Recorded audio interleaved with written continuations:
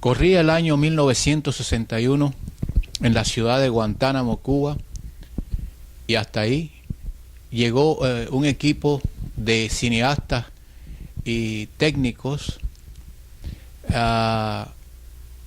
con la intención de realizar un film que iban a titular Realengo 18. El Instituto de Arte y de Industria Cinematográfica ICAI, que recientemente había sido fundada en Minas del Frío, en el Pico Turquino, por el Ejército Rebelde para filmar la primera película que se hizo, que se llamó El Rebelde.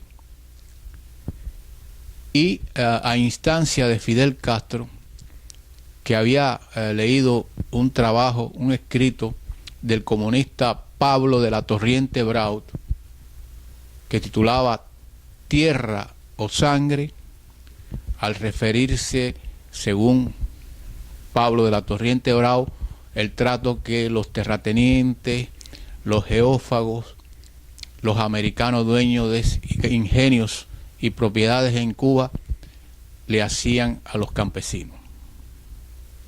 Pues bien, llegaron a Guantánamo y decidieron filmar Realengo 18.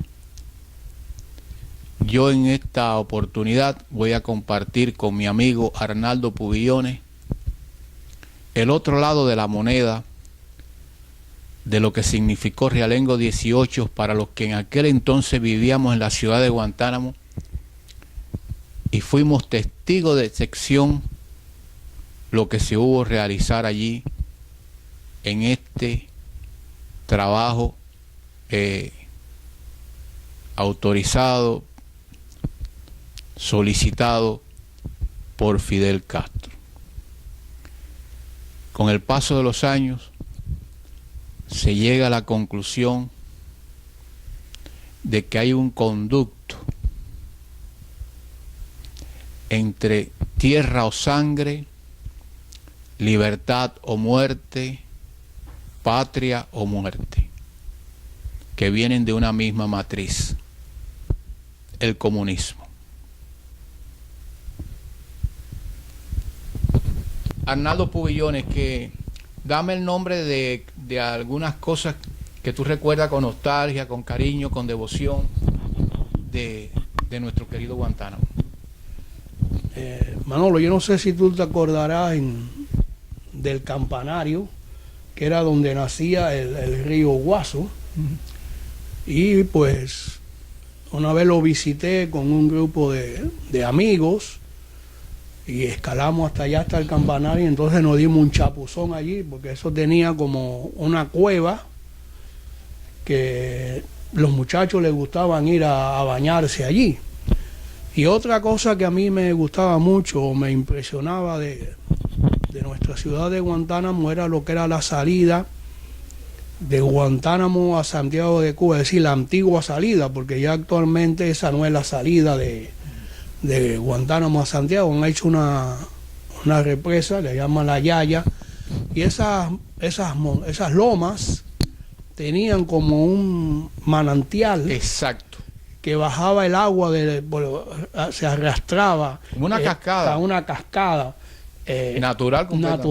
Eso era algo, naturaleza pura. Que yo pienso que ellos aprovechan esa misma agua para la represa La Yaya. Bueno, la represa La Yaya hay versiones que se hizo, acuérdate que todo, la alfabetización, todo se hace con doble propósito o triple propósito o 4 propósitos. Y uno de los propósitos de esa descomunal presa que se llama La Yaya era el día que ellos tuvieran que enfrentarse a los americanos, abrían las compuertas y esas aguas iban a llegar hasta la base naval de Guantánamo. Hay esas versiones que había, como te dicen, un plan B y un plan 3. Bueno, en el caso mío, yo tengo 2 recuerdos, tengo más, pero quiero hacer énfasis. En primer lugar, quiero hablar del Parque de Guantánamo.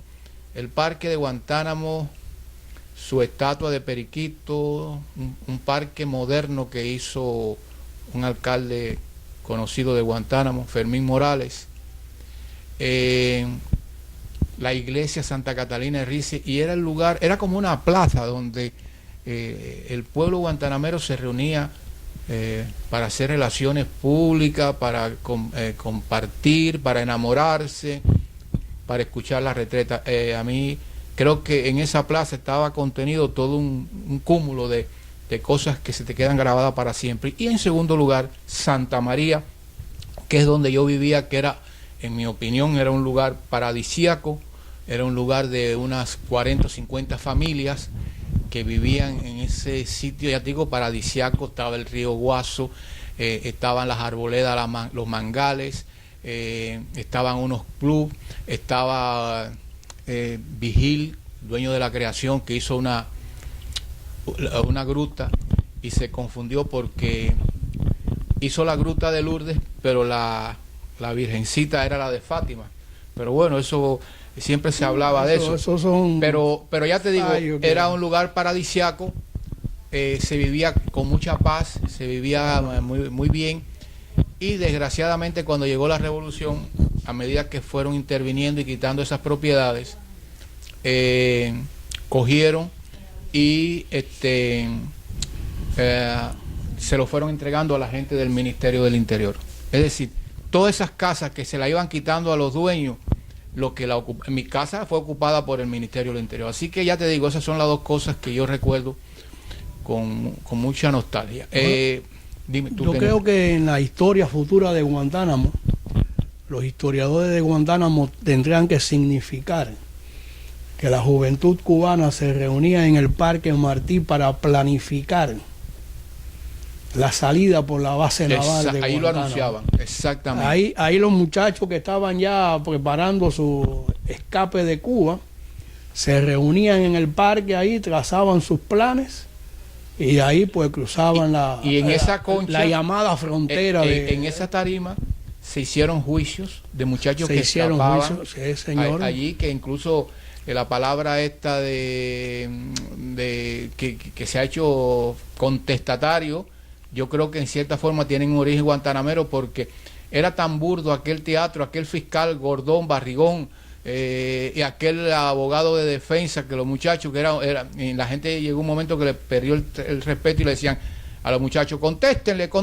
y ahí se formó un movimiento contestatario. Ellos le aplican el contestatarismo a otra cosa, pero a lo mejor tiene un origen guantanamero y no me da la gana de regatear eso. Son muchos recuerdos. Tú te imaginas un parque que históricamente fue para pasarla bien, para relacionarse, para hacer amistad, convertirlo en un tribunal revolucionario. Eso lo hicieron. Por eso tú y yo hemos reaccionado ante esta película y vamos a dar nuestra opinión. ¿Qué tú opinas? ¿Has estudiado la película? ¿Qué opinión tú tienes del Realengo 18, el problema de los realengos que hubo, el asesinato que le dicen de Niceto Pérez y todo lo que vino después? Bueno, el realengo es algo geográficamente que es como una tierra que sobra después de que circularmente se hacen las divisiones de los terrenos para cada una de la finca. Yo creo que eso tiene hasta... Viene de la colonia española. Eso viene de España. De España. Es decir, no es algo original cubano, ¿entiendes? Es algo que trajo la colonia a Cuba. Y cuando se hicieron las divisiones de la tierra entre esta finca es mía y aquella finca es tuya, quedaba un espacio que no era propiedad de nadie. Entonces pues el gobierno tomó el acuerdo de dárselo a campesinos para que trabajaran en esa tierra que en fin de cuentas era del Estado. La historia del Realengo 18 es algo histórico, es algo que no se puede negar. Sucedió, hubieron, se puede decir, sus injusticias. Sus ambiciones. Las ambiciones, sobre todo eso, más que nada, la ambición por la posesión. Y los pobres campesinos pues tuvieron que defenderse. Desafortunadamente los tribunales o la justicia pues no funcionó como debe haber funcionado, porque en realidad de cuentas esos eran pobres señores que ellos mismos lo presentan en la película Realengo 18. Eran familias pobres, campesinos humildes, sencillos, que se dedicaban o a su siembra de café, ¿entiendes? O la caña. la siembra del maíz o de los productos que ellos necesitaban para su misma vivencia, ¿no? A alguien pues con ambición le dio por posesionarse de esa tierra y ahí mismo vino el conflicto social. Bueno, pero aparte de eso, yo siempre veo igual que cuando el proletariado, siempre el comunismo busca caldo de cultivo en ese tipo de situación social. No es menos cierto que los campesinos allí tuvieron problemas pero que esa comunidad de campesinos de Realengo 18 estaba muy penetrada, pero muy penetrada por los comunistas desde mucho antes. Y te voy a decir por qué. Cuando yo veo en la película Realengo 18 que Niceto Pérez entra con una caballería a Guantánamo para reclamar sus derechos, traían tremenda pancarta que decía tierra o sangre. Entonces, cuando nosotros nos damos cuenta y miramos para atrás y vemos que el comunista Pablo de la Torriente Bravo, el grito de guerra en su artículo era tierra o sangre. Y entonces yo me pregunto, ¿cuál era el grito de guerra en la Sierra Maestra? Libertad o muerte. Y cuando triunfa la revolución, ¿cuál era el grito de guerra? Que siempre se terminaba cualquier discurso con esta expresión, patria o muerte. Ahí tú ves que hay un hilo conductor en todas esas expresiones que vienen de una matriz, que es que los comunistas usaron los problemas sociales, la diferencia social y eso para ellos avanzar y lograr lo que querían, y ahí está el conflicto. Yo creo que mi opinión, Arnaldo, es que la inteligencia tiene que pedir perdón, porque cuando tú ves esos cineastas que hicieron Realengo 18, tú ves como ellos manipularon la verdad histórica. Ellos manipularon la verdad histórica algunas veces en una forma descarnada y en una forma miserable, porque te ponen cosas allí que no ocurrieron. Sin embargo, cuando tú haces ese tipo de películas, pues influye enormemente en las personas que van a ver esa película bien montada, fue bien hecha, aunque era en blanco y negro, fue muy bien hecha. Usaron la característica de campesina, el changüí campesino, el puerco asado, la actuación de Tete Vergara. Fue muy buena. Es decir, que por ese lado ellos hicieron un gran esfuerzo. Pero lo que había detrás de eso era un gran proyecto de propaganda comunista. Bueno, esa coyuntura social o política que se produce en ese momento es lo que aprovecha la inteligencia de izquierda o la inteligencia comunista como un caldo de cultivo para ellos. Es decir, ellos explotan esa situación social llevándola al extremo para ellos sacar provecho. Indudablemente que en el Realengo 18 pasó eso. Yo estoy seguro, igual que tú, que ahí habían sus infiltrados, no, eso se ve sus agitadores, como se le decía antes regularmente. Es decir, ellos mirando esa situación en la cual ellos le podían sacar provecho, ellos llevan la situación al extremo de que el campesino, como tú bien estás diciendo, Niceto Pérez, va a una caballada hacia la ciudad de Guantánamo. Y tenían abogados defensores, y tenían sindicalistas defensores, es decir, que toda la maquinaria comunista estaba en función de su reclamo. Creo que uno de los que consiguió un abogado o algo era un señor, creo que de apellido Linares. Yo no me acuerdo ahora quién fue que le consiguió los abogados a los campesinos, porque ellos no tenían dinero para pagar un abogado. Pero de todo esto, a mí de la película esta de Realengo 18, que está muy bien elaborada, tiene muy buenos artistas, los paisajes de esa región nuestra, los paisajes de Guantánamo y eso, sí, de las lomas alrededor de Guantánamo, de allí del vínculo, el acento guajiro, hubieron buenos artistas, las arrias de mulo con los cencerros, y indudablemente hubieron buenos artistas. Tete Vergara los Vergara eran una familia, aparte de ella habían otras que eran artistas en su familia, y René de la Cruz, que en ese momento estaba considerado como uno de los buenos artistas que habían en Cuba.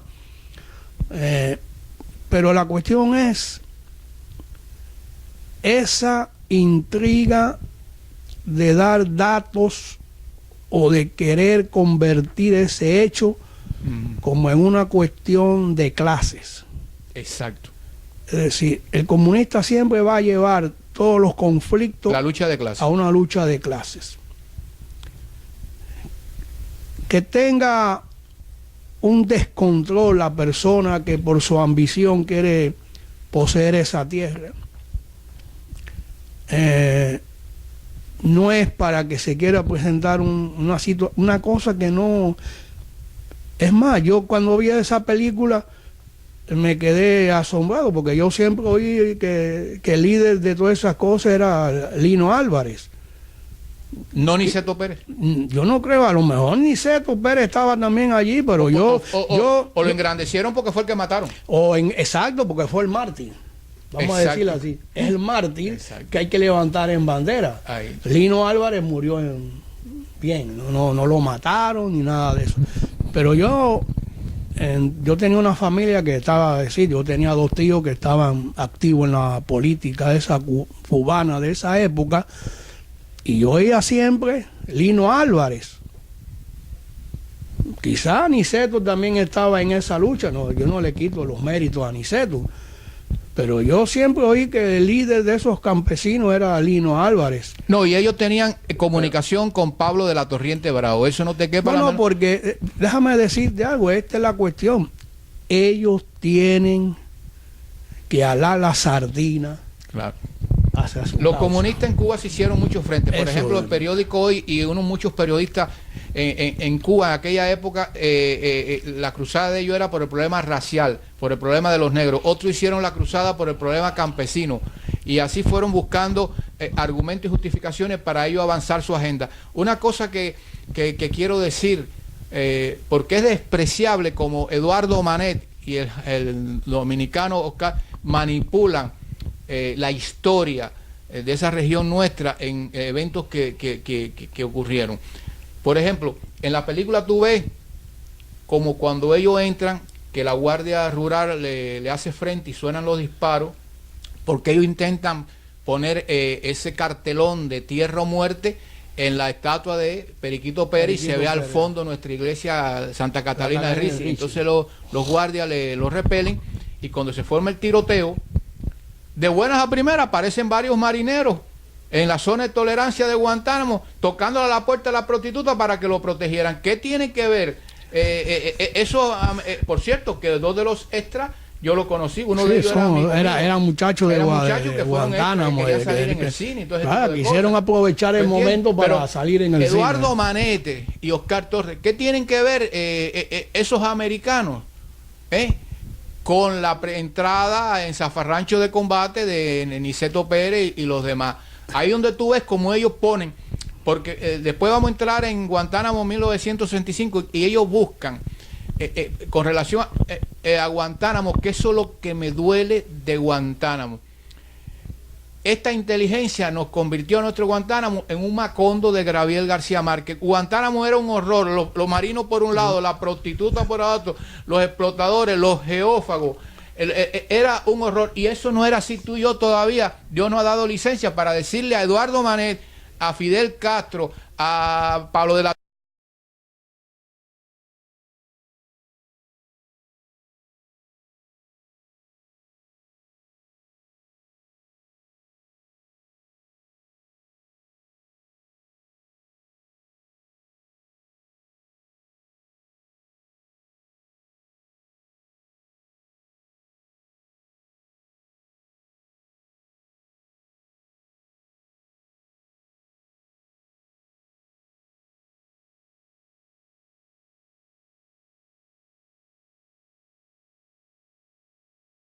Torriente Bravo y a Mazantín el Torero, que ese no era la realidad de nuestro pueblo. Nuestro pueblo lo han demonizado, y desgraciadamente tenemos la mala suerte que de haberlo demonizado más, con el problema de los terroristas estos islámicos que se lo llevaron para Guantánamo, para la y base cuando naval tú de ves Guantánamo, películas sí. y ves documentales y ves una serie de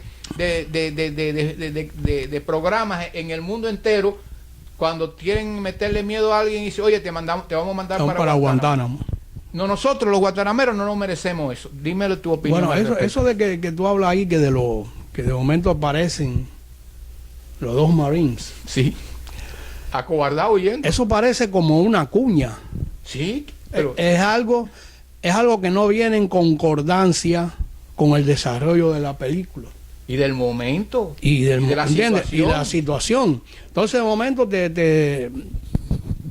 quizás ellos no lo supieron plasmar bien, en el sentido de que a lo mejor los marines escucharon los tiros de la guardia, pero es que ellos no hacen una concordancia entre que se vean unos guardias por la calle tirando tiros, y entonces estos dos pobres marines.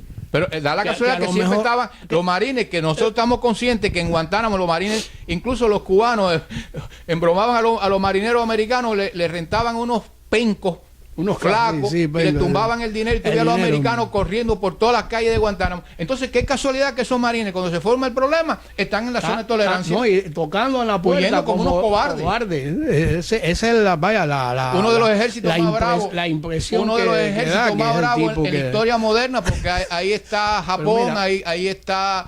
Esos son cosas trágicas, desafortunadamente, pero algunas veces uno se tiene que reír como un desahogo, porque ¿cómo es posible? Da la casualidad que esa manifestación o caballada de los campesinos dentro de Guantánamo fue un weekend, un fin de semana, porque los marines nada más que iban los weekends, nada más que iban los fines de semana a Guantánamo. Yo creo que salían de la base el viernes por la tarde y los recogían el domingo por la tarde. Da la casualidad que va a ser o un sábado o un domingo que hubo ese movimiento. Era crear la leyenda negra que ya el Partido Comunista en Caimanera había venido haciendo sobre los burdeles y los americanos. Es decir, era darle una continuidad a esa leyenda negra que se extendía en el espacio y en el tiempo. Pero nosotros estamos aquí para decirle que no es así como ellos lo pusieron. Hay, como se puede decir, que el marxismo ha sido de medias verdades. Es decir, el marxismo ha sabido especular, ha sabido manipular, ha sabido presentarle a las masas una medio verdad y se la convierten en verdad absoluta.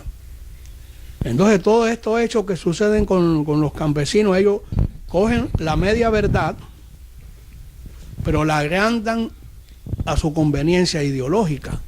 Porque es lo que ellos están buscando en realidad.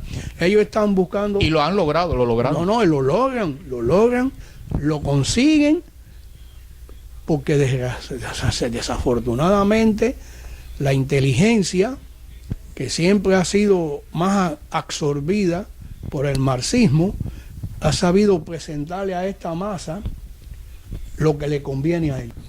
Que tú y yo estaremos de acuerdo en eso. No pudieron ocultar ni desdibujar lo bello que era Guantánamo.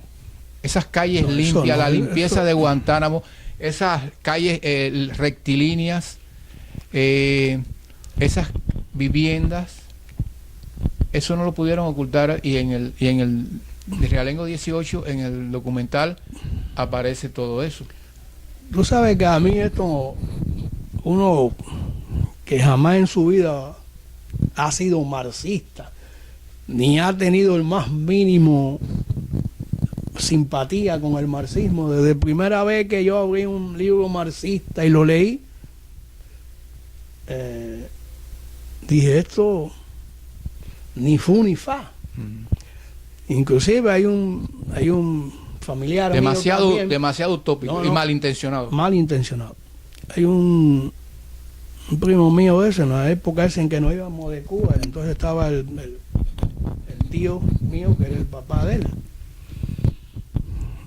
y le dice, no, pero ¿qué tú estás hablando? Si tú no has leído nunca del marxismo, nada. Digo, yo sí he leído el marxismo. Yo leí de la revolución utópica de Federico Engels, Y me dice él, pero tú lo has leído para hallarle contradicciones. Digo, ay, el marxismo tiene contradicciones. Porque supuestamente para ustedes el marxismo es perfecto. ¿Cómo tú me vas a decir a mí que si yo lo leo para buscarle contradicciones? Es decir, una persona que nunca ha simpatizado, cuando uno ve esta cuestión de la Revolución Cubana, la manipulación de la prensa, de la televisión, de los intelectuales que se prestaron para querer empujar la revolución como si de verdad fuera algo que le iba a traer al pueblo cubano libertad, prosperidad, inclusive ya en una época en que se ha visto la criminalidad de la revolución cubana con los fusilamientos, cubanos que no podían estar en desacuerdo con la revolución porque eran locos y los fusilaban, y ya está la época en que hay una oposición y sin embargo se salen con estas películas. Pero mira, se salen con estas películas que son puros panfletos. Mira, hay un panfleto, hay una parte ahí, hay una parte ahí que yo creo que imitaron algunas veces las películas del oeste americano, porque cuando vienen ya los guardias rurales con el abogado o con este terrateniente a poner ya cercado para cerrar el Realengo 18, ellos se pararon y estaban todos armados. Es otra de las cosas, todos estaban armados y en una formación que se ve que ahí estaban los comunistas adiestrándolo a ellos para el momento crucial. Y llegó el momento crucial, venían todos los guardias y ellos lo esperaron. Entonces la mamá de la mujer de Niceto Pérez se plantó bonita allí y los demás rastrillaron las escopetas, y entonces en la colina se veían como 100 y pico de gente, así como lo hacen en la película del oeste, que tú ves que están mirando que han subido la gente que están ahí. Cuando se ve que una película de cowboy y los indios, que te presentan la montaña, ¿no? Llena así de indios. Bueno, ellos hicieron eso, que yo creo que no había tanta gente en Realengo 18 para eso. Pero ahí tú ves que ya estaban entrenados para esa matanza. Pero la Guardia Rural, que la ponen tan mala, porque la gente no sabe que el origen de la Guardia Rural surgió en el 33, cuando los sargentos iban a enseñar a los muchachos analfabetos en el campo. Es decir, que la Guardia Rural tiene y antes de eso, es como decir la Guardia Civil Española, la Benemérita Española. Entonces ellos ponen ahí la Guardia Rural como lo peor del mundo. Está bien, ustedes ponen lo peor del mundo, pero qué casualidad que ellos logran un poco de emoción cuando ellos dicen tierra o muerte, no lo van a lograr y estamos dispuestos a morir aquí. Finalmente la Guardia Rural, el sargento y esa gente se dan cuenta de que están decididos y se retiran. Y ellos decían, esta tierra no nos la quita nadie. En octubre de 1963, en la finca del padre de este caballero que está aquí, que nada más que teníamos 15 caballerías, el 3 de octubre de 1963, llegaron ellos allí y nos sacaron de nuestra tierra, nos las quitaron, nos humillaron y nos condenaron al ostracismo. Oye, estamos hablando del 61 al 63. ¿Cuál contraste hay de que ellos en el 61 decían que la tierra de alguien no se le podía quitar y sin embargo en el 63 se quitaron con la segunda ley de reforma agraria todas las propiedades rurales y solamente dejaron muchas veces a los que tenían 5 caballerías? Los que tenían más de 5 caballerías se la quitaron. Y yo aprendí una frase que es mía, perdónenme, porque en aquel tiempo, de la misma forma que se acuñaban consignas como tierra o sangre, yo digo que la tierra, ellos decían que la tierra es para el que la trabaje. Y yo dije que no, la tierra no es para el que la trabaje, la tierra es para el que la ame. Y la puede amar un humilde campesino labriego, un modesto agricultor o un terrateniente.